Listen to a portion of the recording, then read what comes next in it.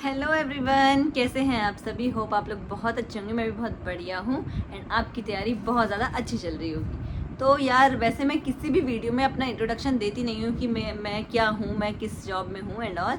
लेकिन बहुत सारे लोग जो नए लोग जुड़ते हैं ना, वो लोग कमेंट करते हैं कि दीदी आप क्या करते हो। तो मैं अभी अपना इंट्रोडक्शन दे देती हूँ छोटा सा। मैं 2024 के एसएससी जीडी बैच से सिलेक्टेड हूँ सीआईएसएफ में एंड मैं लोगों को मोटिवेट करती हूँ एंड एसएससी जीडी के जो भी अब एग्ज़ाम आने वाला है उसके लिए थोड़ा सा आपको गाइड करती हूँ। तो पिछली वीडियो मैंने आपको बताया था कि आपको कैसे अपना स्लॉट बुक करना है एंड किस प्रेफरेंस को कैसे देना है।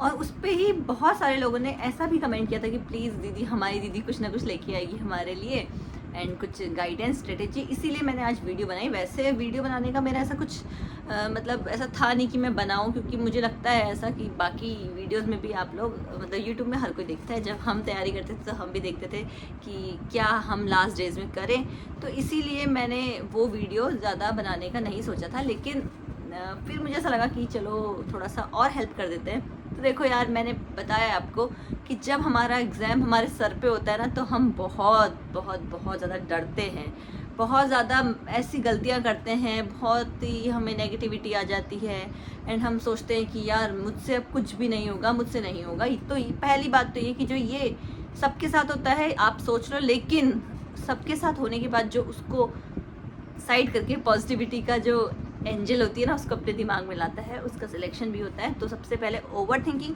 एंड नेगेटिविटी को आपको पूरा हटाना है एंड उसके बाद मैं बताऊंगी कि आपको क्या करना है लास्ट के 15 डेज में। ओके, तो देखो यार 15 डेज बचे हैं, 15 डेज भी नहीं बचे हैं। अगर आप काउंट करेंगे ऐसे ही 14 to 15 डेज, देख लो, मान लो 15 डेज बच गए। तो आज से आपका क्या मोटिव होना चाहिए? सबसे पहले किसी भी एग्जाम को क्लियर करने के लिए आपका जो सिलेबस है वो कंप्लीट होना चाहिए। तो आई होप इतने टाइम से आप लोग प्रिपेयर मतलब इतने टाइम से आपकी जो प्रिपरेशन है वो इतनी तो हो गई होगी कि आपका कोर्स कंप्लीट हो गया होगा। लेकिन यार देखो, कोर्स कंप्लीट करने से ही सिलेक्शन नहीं होता है, हमें बहुत सारी चीज़ें उसके साथ करनी पड़ती है एंड कोर्स कंप्लीट कर लिया फिर हम रिवीजन नहीं करें तो फिर हम भूल जाते हैं। तो आपको क्या करना है इन 15 डेज में? हर दिन आपको सबसे पहले क्या करना है? आपको करना है रिवाइज।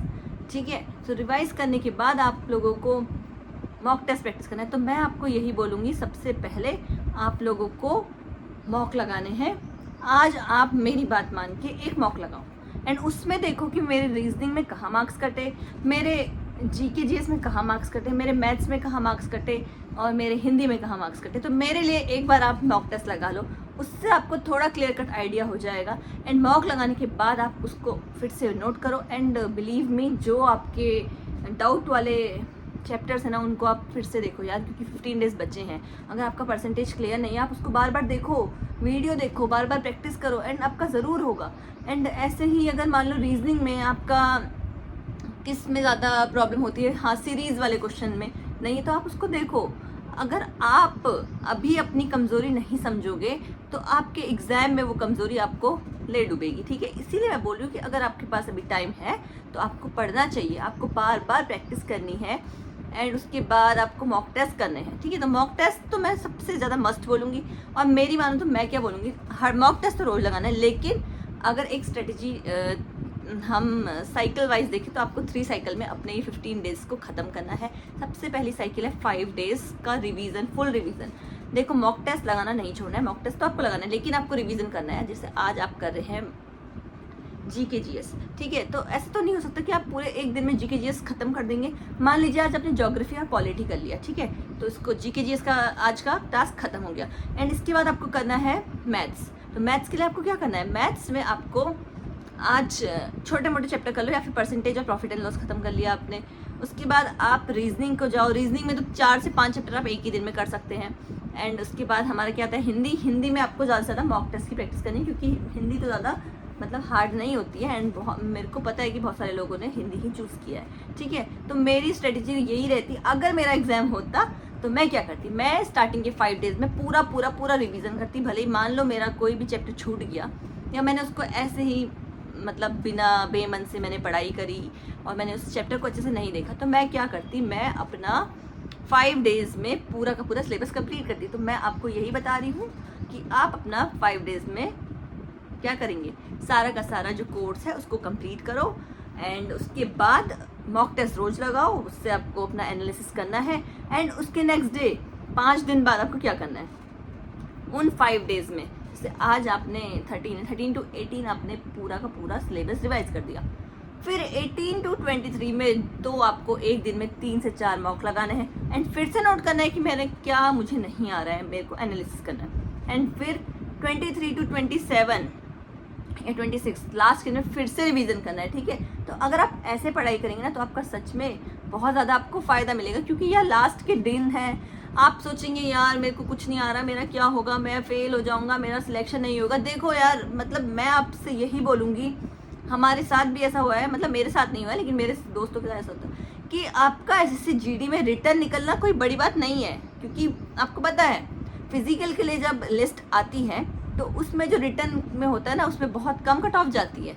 8 गुना बच्चों को लेना है, तो जितने मतलब वैकेंसी है उससे 8 गुना ज़्यादा लोगों को लिया जाता है। तो उसमें आपकी, मान लो आज आपको ऐसा लग रहा है कि मेरा नाम आ गया ना रिटर्न लिस्ट में, तो 120 मार्क्स हैं, तो आप सोचेंगे यार मेरा हो जाएगा सिलेक्शन। लेकिन अगर आप बिगिनर है तो आपको ये बता दें कि रिटर्न के बाद हमारा फिजिकल और मेडिकल होता है, उसके बाद फाइनल मेरिट होती है। तो इन चक्करों में 120 मार्क्स ही आपके लिए इनफ नहीं है। अगर आपको फुल सिलेक्शन चाहिए तो आपको 140 प्लस ही टारगेट करना है, क्योंकि यार कट ऑफ बहुत ज़्यादा बढ़ रही है।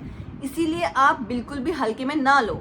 आपको ऐसा लग रहा है कि यार 120 मार्क्स मेरे आ जाएंगे, मेरा रिटर्न क्वालिफाई हो जाए, तो क्या करोगे यार रिटर्न क्वालिफाई करके? जब तक आपका पूरा सिलेक्शन नहीं होता ना, कोई फ़ायदा नहीं होता उस एग्ज़ाम को निकालने का यार।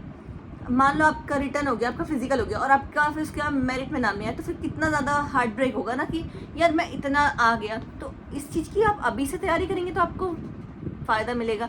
आपको बस इतना अपने दिमाग में क्लैरिटी रखनी है कि मुझे सिर्फ रिटर्न नहीं निकालना है, मुझे एसएससी जीडी में सिलेक्शन चाहिए। एंड एसएससी जीडी में सिलेक्शन चाहिए तो मुझे बहुत ज़्यादा टारगेट करना है 140 प्लस।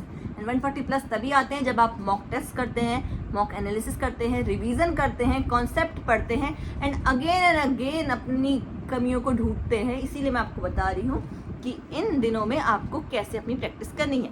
आपको ऐसा लग रहा होगा कि मैं आपको कुछ भी बता रही हूँ, लेकिन ये मेरा पर्सनल ओपिनियन है, मैंने खुद ऐसा किया है। एंड अगर मेरा खुद का एग्ज़ाम होता ना तो मैं यही करती, क्योंकि फर्स्ट के दिनों में मैंने रिवीजन किया, उसके बाद 5 दिन में लगातार इतने मॉक दिए कि मुझे अपनी कमियां पता चल गई। एंड फिर उन कमियों को मैंने उसी दिन सही किया। एंड लास्ट के 3 दिनों में बहुत भयंकर वाला मैंने क्या किया, रिवीजन किया, ठीक है। तो यार मेरा मानना तो यही है कि अभी तक हर किसी का सिलेबस कंप्लीट हो जाना चाहिए। एंड नहीं हुआ है तो फटाफट करो और इन 5 दिनों में अपना कॉन्सेप्ट रिवाइज करो, सब कुछ करो। उसके बाद मॉक टेस्ट दो, मॉक एनालिसिस करो, उसके बाद आपका स्कोर बढ़ेगा एंड सिलेक्शन होगा। ओके, बस ये नहीं सोचना है यार कि मैं रिटर्न निकालूंगा मेरा हो जाएगा। रिटर्न निकाल के नहीं होगा। फाइनल मेरिट में आने के लिए आपको बहुत ज़्यादा तैयारी करने की ज़रूरत है। एंड मेरा मानना ये है कि आप पुराने की जो भी RWA के गागर में सागर वाली वीडियोज़ है उन सबको देखो, तो उससे आपका रिवीजन भी हो जाएगा एंड आपका सिलेक्शन ज़रूर होगा, ठीक है। तो फिर अगर आपको वीडियो अच्छी लगे तो like, comment, share and subscribe. और मैं इस वीडियो में ये भी बोलूँगी कि किसी को भी कोई भी डाउट आ रहा है तो वो कमेंट करना। मैं एक Q&A video related to SSC GD बनाने वाली हूँ, तो आप ज़रूर कमेंट करो। Thank you so much. जय हिंद।